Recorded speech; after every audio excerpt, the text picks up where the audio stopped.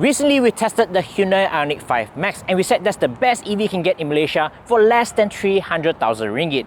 Now, creeping closely behind is the Kia EV6 and it costs at least 20,000 ringgit more and it comes with a remote with a summon feature. Is this the better EV? Let's find out.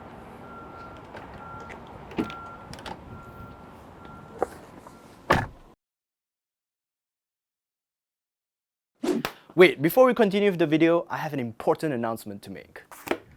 SoyaCincau is hiring! We are looking for driven, like-minded individuals to join our growing team. But wait, you might be wondering, why would I want to work here? Well, let me show you. You get to work here with some of the most incredible creatives. Dude, Honda City sebiji macam BMW 3 Series. You comparing that cheap car to the ultimate driving machine, wake up! We even offer a grooming allowance. Yeah? No? Okay. So, are you interested? Hit the link below to see what positions we have available.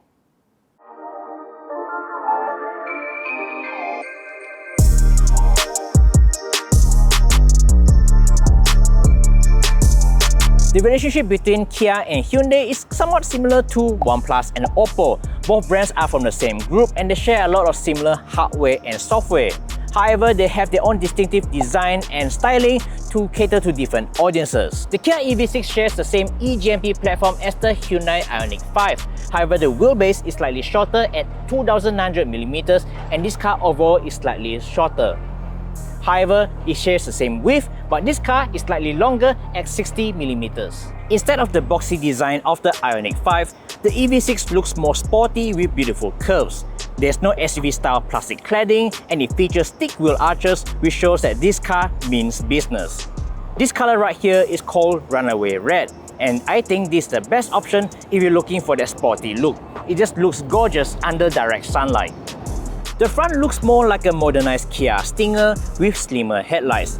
If you look closer, you'll notice these multi-element daytime running lights and double-stacked LED projector headlamps. There's also an automatic air flap system behind the lower grille that can close off for better aerodynamic. The sides look pretty slick too with no complicated patterns, and it still retains flush door handles.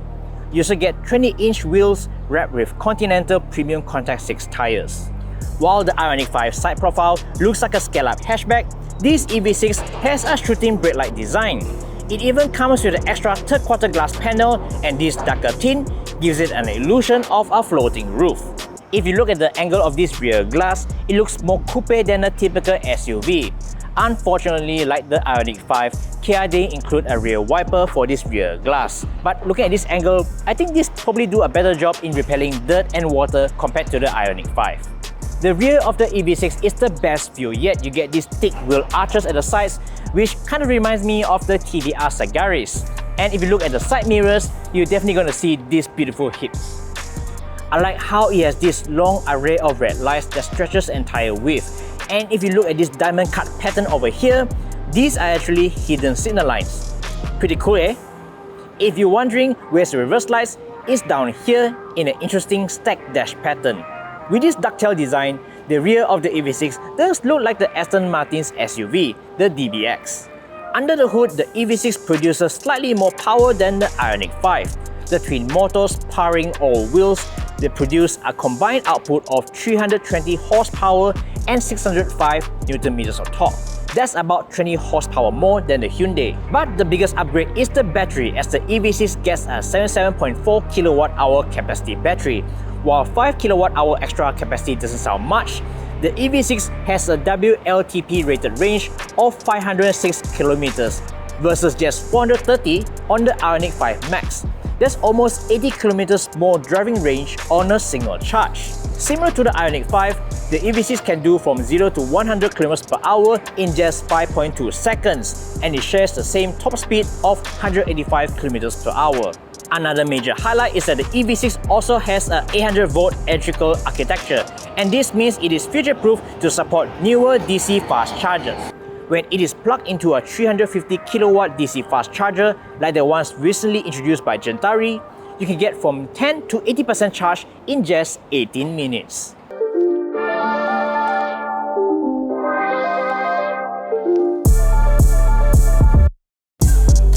Stepping inside the EV6, you notice that this is a more driver-focused interior. You still get two large displays up front and a two-spoke steering wheel that's similar to the Ioniq 5, but overall I think this has a more premium look and finish. And yes, it also comes with a sunroof, which is something you don't get with the Ioniq 5 here in Malaysia. For starters, the bezels around the screen are black and the panel is curved slightly towards the driver. The steering wheel buttons feel more tactile, and you also get a pair of pedal shifters to change the regenerative braking levels. While the Ioniq 5 feels more roomy because of its movable center island, the EV6 is more practical. All the key driver functions are placed more conveniently in the center, such as the power button and a rotary gear shifter. I prefer this than the twisty stock on the Ioniq 5.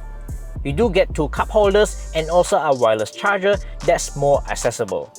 Despite having this large giant console, the EV6 still has ample of space underneath, which you can use to put a handbag or maybe a takeaway from a drive-thru. Going back to the center cluster is this slim control panel which works for both climate and media controls.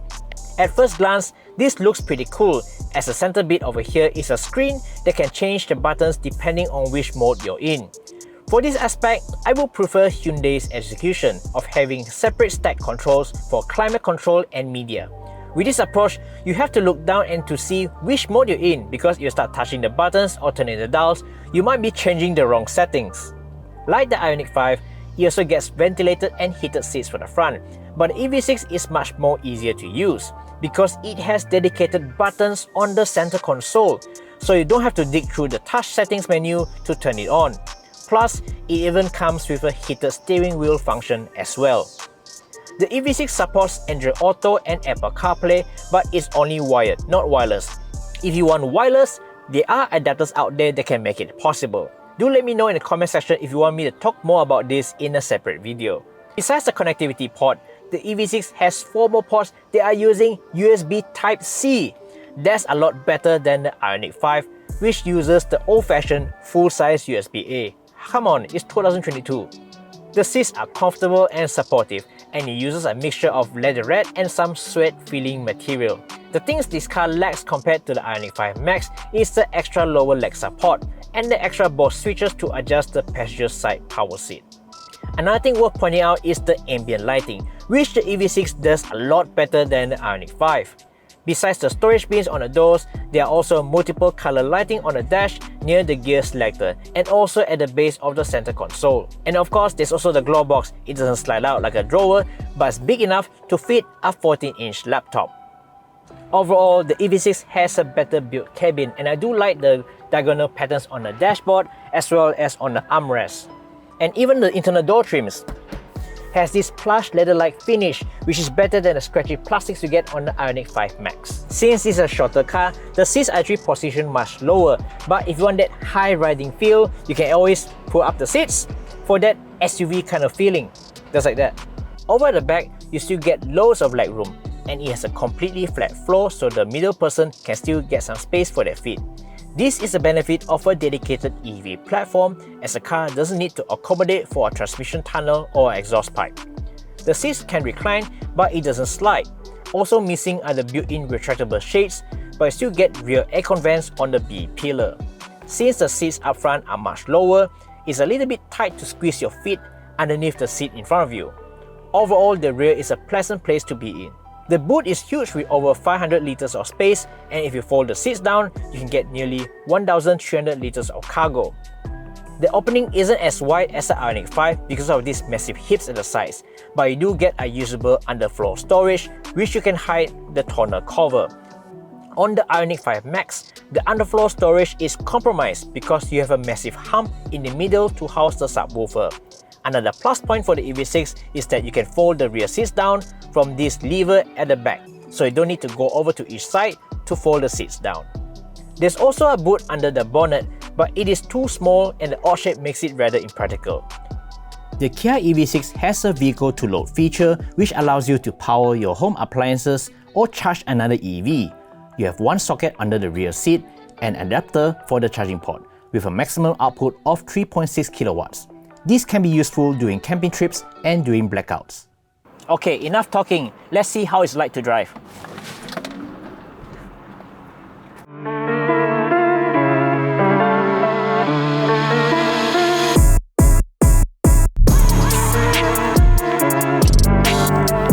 So we are in the Kia EV6, and at first glance, it looks very familiar. It's almost identical to the Hyundai Ioniq 5, but the biggest difference in terms of driving is the suspension. It's slightly firmer, and I like it.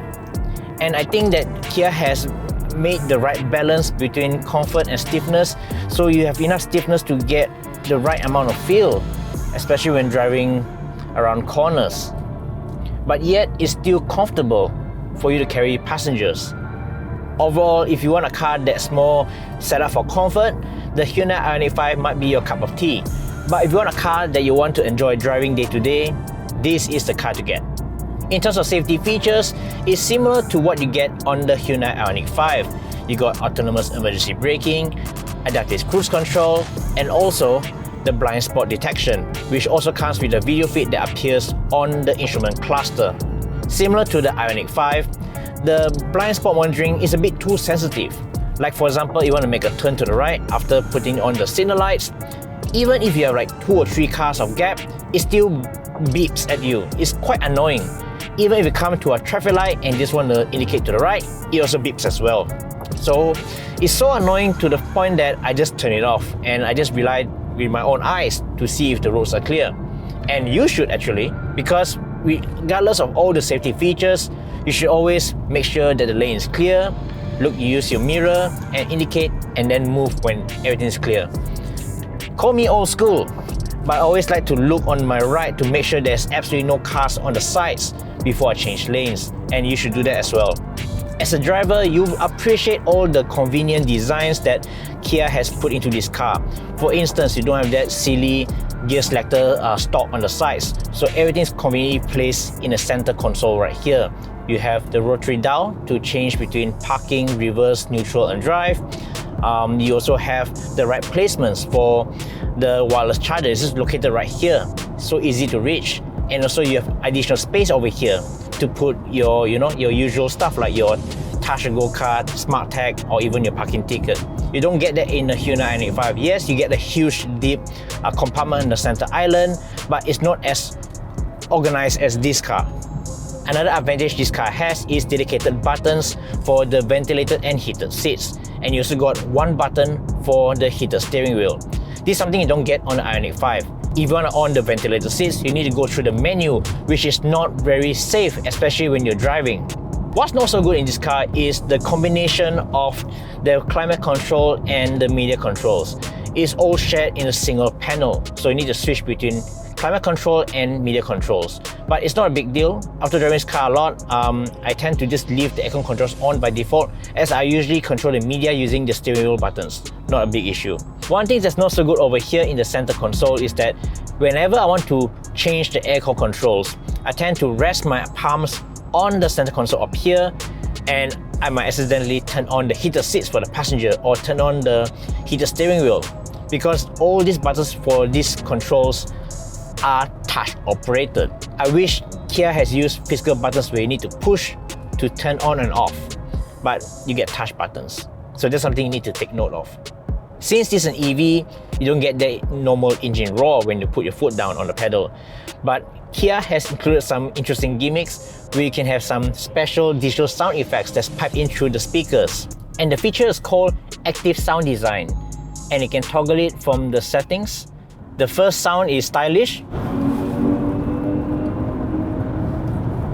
and then there's dynamic,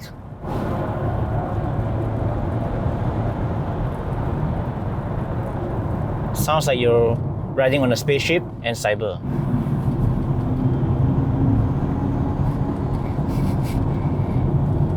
Very weird sounds, but it adds to the funkiness of driving an EV.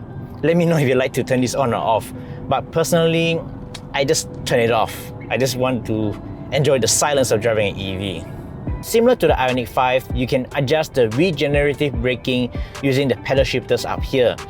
Especially in traffic jam conditions in the city, the best mode I would say is I pedal mode, which you can trigger by tapping the left pedals until you see I pedal mode, and you can just drive with your right foot only. No brakes needed, so you just lift the throttle if you want to slow down, lift it gently, and it will come to a complete stop. And this is perfect for city traffic jam situations. If you want the feel of a natural, like a normal engine car, you can set to a lower regen level, like level 3. So when you lift your foot off the accelerator pedal, it will start to slow down, but you need to press the brake to brake the car completely. And doing long distance drive, this car has this smart city assist, so it's basically like adaptive cruise control, and you can basically let it drive on its own in a way that because it has level 2 autonomous self-driving features. So essentially you can set cruise control, and if the traffic comes to a complete stop, it will stop, and if you leave it idle for too long, you can resume the drive by just pressing one of these toggle switches or the accelerator pedal, and it will resume the cruise control. And if the car slows down, it just slows down. So you can work all the way until 0 because this supports stop and go traffic. And this is great, especially during festive seasons, even in Balik Kampung, where the jams can last like hours and hours. And this really takes the stress out of driving long distance. The EV6 can even park itself, even with nobody inside the car. It's a bit slow, but it can be very useful in tight parking spots or when you can't be bothered to park the car yourself. And these seats, although it is not like full leatherette like the Ioniq 5, it has this soft suede finish in the middle. It's so comfortable, especially with the ventilated seats turned on. I think this feels slightly more supportive than the Ioniq 5, and yeah, I think this is a better place to be in as a driver. If I have one complaint, it's the window, because this car, because it's slightly shorter than Ioniq 5, you only get this much of space. So depends on your sitting position. For me, when I want to pay tolls, my hair always scraps the top of this those roof liner. I don't get this problem on the Ioniq 5 because the Ioniq 5 is a much taller car, so the window is much higher. And another complaint is the carpets. This B-Auto, Burmas, they supply coil carpets in the EV6. Come on guys, this is not 2000. At least give better looking carpets than this. At least something similar to like Trapo that's easy to wash. Because coil carpets, right, tend to be, they're good in hiding dirt, but it's hard to clean it up, especially if you have dirt and crumbs hidden underneath the coils. In terms of performance, obviously this is fast. You get 320 horsepower, and if you want to sprint really quickly, just set to sports mode and put the foot down.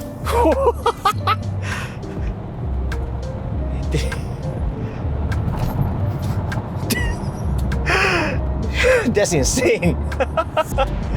Obviously, if you drive like a madman, you're going to use up the battery very quickly. If you drive it more sensibly, well, you can get as low as 17 kWh per 100 km based on my daily commute to work. That's with Eco Mode and iPedal. Eco Mode here, yeah, it's a little bit subdued, but it's more than enough for most daily drivers. It's still more powerful than driving an internal combustion car. But with more spiritual driving, I'm getting about 20 to 22 kWh per 100 km. So just take note of that. If you want more fun or more range, always bear in mind the battery consumption. The biggest concern about EVs is always about where to charge. Well, ideally is you should have a charger at home so that when you start the day, you always have sufficient battery, like 80 or 90%. And that's what I would recommend to do if you buy an EV. Get an EV, get a wall box at home, so you can just plug it in at the end of the day, and next morning you have more than enough range to go. But if you need a top up, especially doing long distance drive, well, in the past few months we've seen a lot of initiatives from charging networks like Gentari, who has been actively installing more EV hubs and charging stations, especially DC fast chargers. Most recently, they introduced the 350 kW DC charger, which in this car can get from 10 to 80% in 18 minutes. And that's pretty quick. And the best part about these new chargers is that they can charge based on kilowatt hour. That's a more equitable and fair pricing for consumers, because if you see a couple of DC fast chargers along the highway, they charge rates like 3 ringgit per minute or 4 ringgit per minute, which is too much. And as you all know, the DC fast charging for EVs is not constant. You get the maximum speed in the first 50%, then it starts to dip down, and it takes a longer time to complete that last 10-20%. So kilowatt hour pricing is the way to go, and we are seeing a lot of progress in terms of DC fast chargers being deployed along the North South Highway. There's still a lot of room for improvement over the East Coast, and especially in East Malaysia. So I think in the next couple of years, you won't have a problem driving EV long distance. But even today, I think they're doing good work, and if you want to buy EV, I don't think this is a major issue anymore. Within cities, just charge it at home. Go long distance, there are now more charging networks along the highway.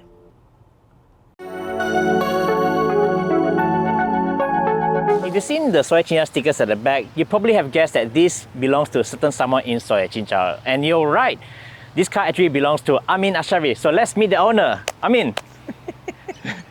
Yo, Alex! How are you?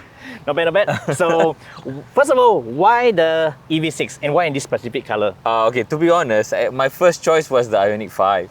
Okay. And then the EV6 wasn't available yet in Malaysia. So I put in a deposit for the Ioniq 5. And then I couldn't get like a definitive date when the Ioniq 5 was going to be available. Then the news came out that the EV6 is open for booking.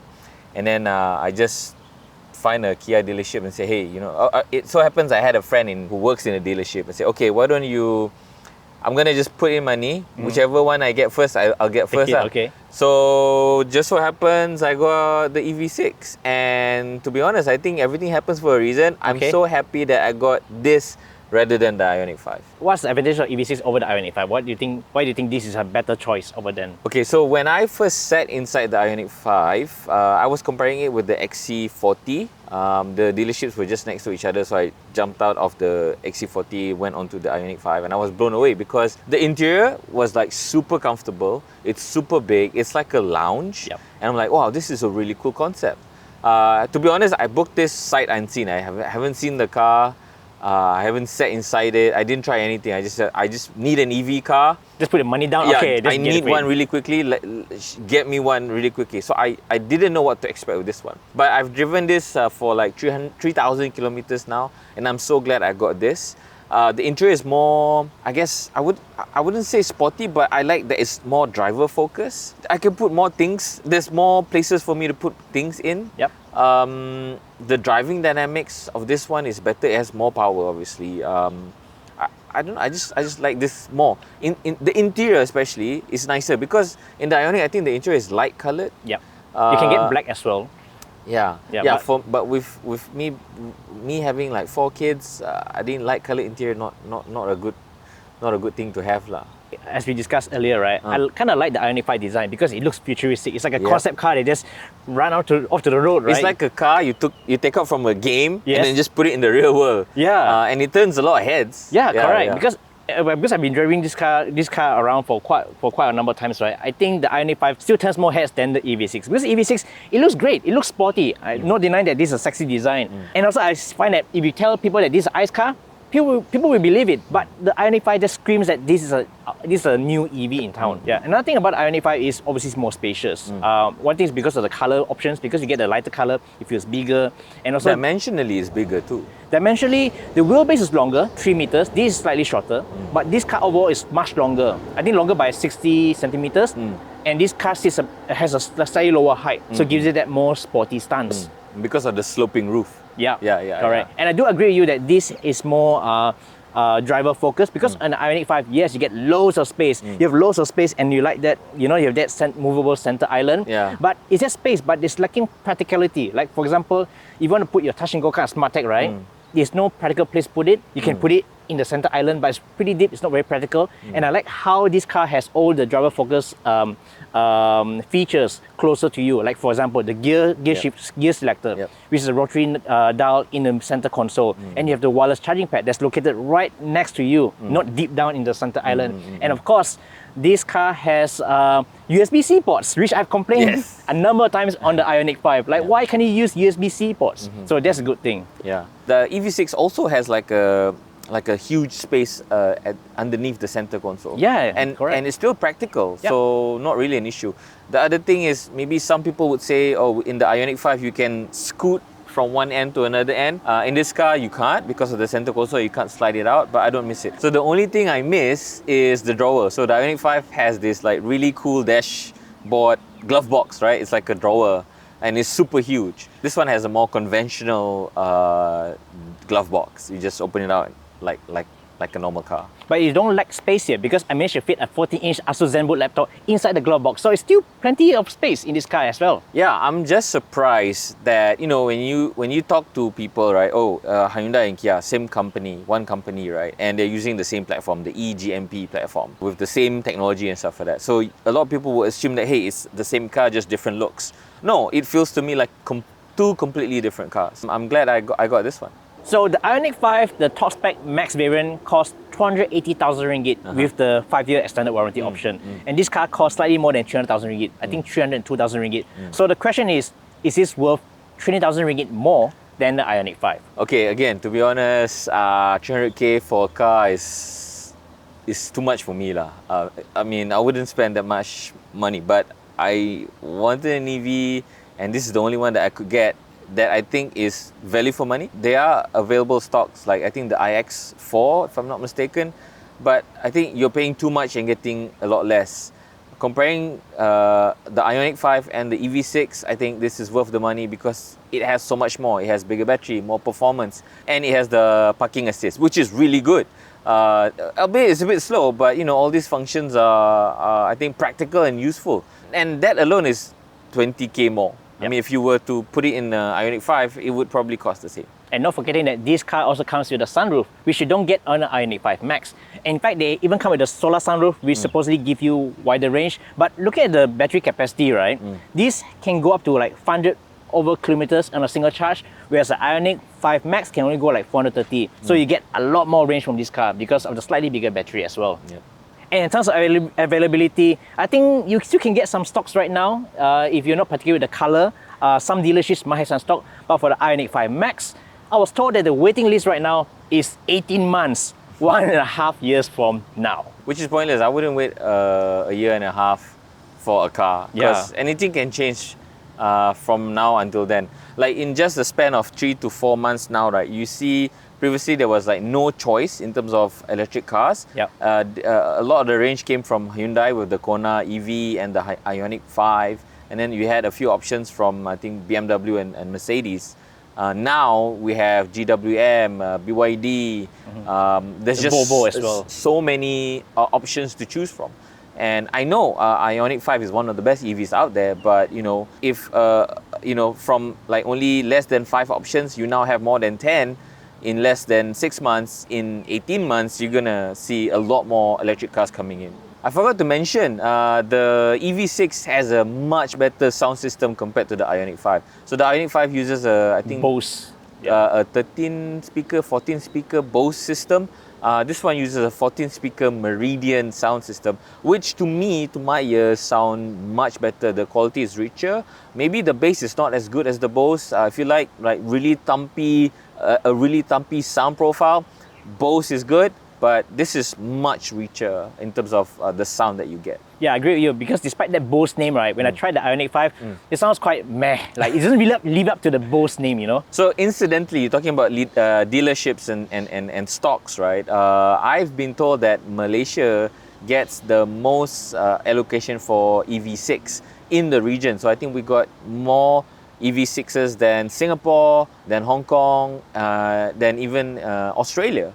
I think it's good commitment from Burmas, B Auto, to be able to get so many allocations of this car in Malaysia. I can see that. So I went to their dealership, I went to their service center. They invested a lot of money to like really improve the service and service quality for Kia vehicles in Malaysia. So you know, I mean, I'm not saying that you should get this car. I know I got it. I'm not trying to be biased or anything, but I mean, you try it out yourself. You go to a Kia dealership or go to the flagship service center in Glenmarie, and you can see that the service experience is so much more better now. So it's a commitment from the distributor Berjaya, and they won the commitment from Kia and Hyundai. So I think in terms of service, warranty, after sales support and all that, this is great. This is great, yeah. The other thing I wanted to add is also handover. I don't know about other electric vehicles, how people get handover their cars, but I know for Kia, the handover is the most extensive. You have 2 sessions. One is the pre-handover, which is about half a day, about 3 to 4 hours, where they educate you about electric vehicles in general. charging capacity, battery capacity, what charges to get, how to get help if the car run out of battery. So it's like a classroom setting. You sit there and you listen and you ask questions, and they have experts to answer. So after that session, you choose what topics you specifically want to know about the car. I don't know, maybe you want to know about the power, or how to use the remote control thing, or how to use the auto parking. Then you are allocated another 2 to 3 hours with a dedicated product expert to teach you specifically about what you want to know about the car. Wow, like a personal trainer. Yeah, and then after that, that person is assigned to you like a personal helper, personal service assistant. So if you have any issues with the car, all you have to do is just WhatsApp that person, and that person will be able to help you out. Wow. I'm not sure, so I don't know, I don't have a BMW or a Mercedes, but I'm not sure if a lot of car dealerships do that in Malaysia. Yeah, because normally typically on ICE cars, right, they hand over key. Okay, here's your key and here's a full. Put the ribbon on top. Yeah, take picture. Here's a full tank of petrol, and off you go. Yeah, and a free touch and go card. Yeah. Yeah. So I want to talk about charging network, because I believe that you don't have a charger at home. Yep. So how do you live day by day without a charger at home? Okay, so I've had this car again for only 3,000 kilometers, still new. At first, initially, what I wanted to do is I wanted to live without a charging a wall box charger at my house, because I feel like, okay, maybe I can charge at my office and then not use it at home so much. It requires a bit of planning, and I realized that it doesn't work practically for me, because the infrastructure at my office, at our office area, is not available yet. There's one in Lalaport, but because of the configuration, this car can only get about 5 kilowatts, which is quite slow. And then I realized that I was depending a lot on DC charging, which is not good for the battery. Okay, that's not to say that you cannot survive without a wall charger at home. So let's say if you stay in an apartment or something, you have to figure it out. You have to plan your route, or see what your driving habits are, and find appropriate charging stations along the way. Just for me, relying 100% on DC charging is not a good habit, especially when you want to conserve battery lifespan. So I've decided, okay, you have to invest in a wall box charger, so I'm getting one. It gives you the convenience. So let's say if you want to go outstation, right? Before you travel, the car is already 100% charged and ready to go. So usually I would charge maybe 3-4 days once, and that's pretty much it. Yeah, because this car on AC charger can get like a full charge within 7 hours. And of course, the DC fast charging, we managed to try that out at Gentari's fast charger at Expat Summer Series, and we got like from 5 to like 90% in like half an hour, and that's with the aircon running inside. Yep. So it can get a lot faster if you switch off the aircon. Yep. So we got full power there, maxed out at 237 kilowatts. Yeah, it's pretty fast. Oh, that's but insane. Not good for the battery lah. I Yep. mean, you shouldn't do that all the time. Yeah, you only use it like sparingly, like when you want to go for long distance travel. So ideally, if once you have more DC fast chargers along the North Side Highway, I think you have no issues traveling long distance with the EV lah. Yeah, shouldn't be an issue. Like I mentioned, right? So in the span of 6 months, I mean, we talked about it, right? We talked about like infra is not there yet.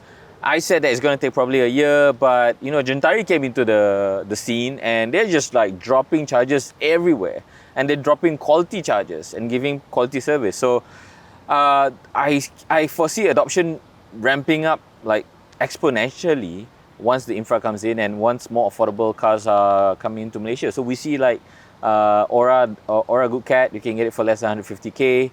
I think BYD is going to bring some more affordable options. Yep. So I think towards the end of 2023, there'll be more electric vehicles on the road. So that's it, guys. This is a review of the Kia EV6.